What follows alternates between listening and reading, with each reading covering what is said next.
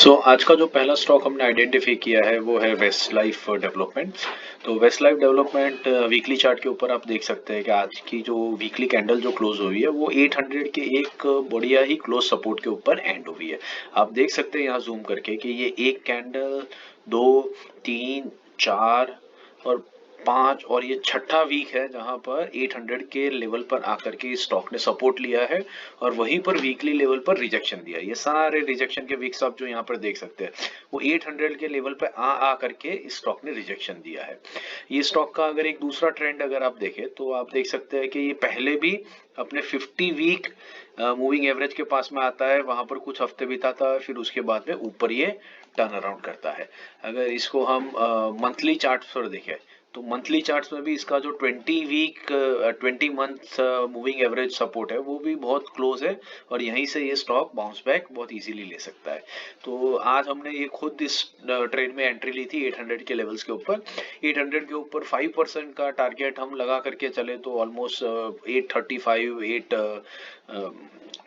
840 के टारगेट्स के आसपास में हो सकता है। और ये सारे दिन की कैंडल्स अगर आप देखें तो ये आपको तकरीबन उसी रेंज में 835 से लेकर 840 की रेंज में ये सारी वीकली कैंडल्स ने अपना क्लोज दिया है। तो यहीं से ये स्टॉक में हम बढ़िया सी एंट्री कर सकते हैं और 5% का रिटर्न हमको ये एक वीक के अंदर में ही बहुत इजीली प्रोवाइड कर सकता है। सिंस हम इसको एक बहुत ही बढ़िया स्ट्रॉन्ग सपोर्ट के ऊपर ले रहे हैं जहां से ये कई बार रिजेक्शन दिया है, तो इसका जो स्टॉप लॉस है वो भी हम बहुत ही छोटा सा अमाउंट रख सकते हैं। 796 इसका करंट मार्केट प्राइस है, तो 796 और 800 के बीच में कहीं पर भी हम एंटर कर सकते हैं। 796 से 790 के बीच में हम लोग आधे से 1% का स्टॉप लॉस अपनी कन्वीनियंस के हिसाब से लगा सकते हैं और 1:5 के रिस्क रिवॉर्ड रेशियो के साथ में इस स्टॉक में एंट्री की जा सकती है।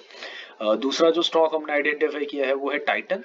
अब टाइटन में देख सकते हैं बढ़िया सा चार्ट पैटर्न इमर्ज होकर के आ रहा है जहां पर ये स्टॉक कंटिन्यूअसली मार्च 2023 से लेकर के अब तक मतलब पिछले 11 महीने से 20 वीकली मूविंग एवरेज के ऊपर आता है, वहां से एक छोटा सा सपोर्ट लेता है, एक बार, दो बार और फिर वहां से बाउंस बैक करता है। आज भी इसने यहाँ पर से सपोर्ट लेकर के ऊपर की तरह बाउंस बैक किया है।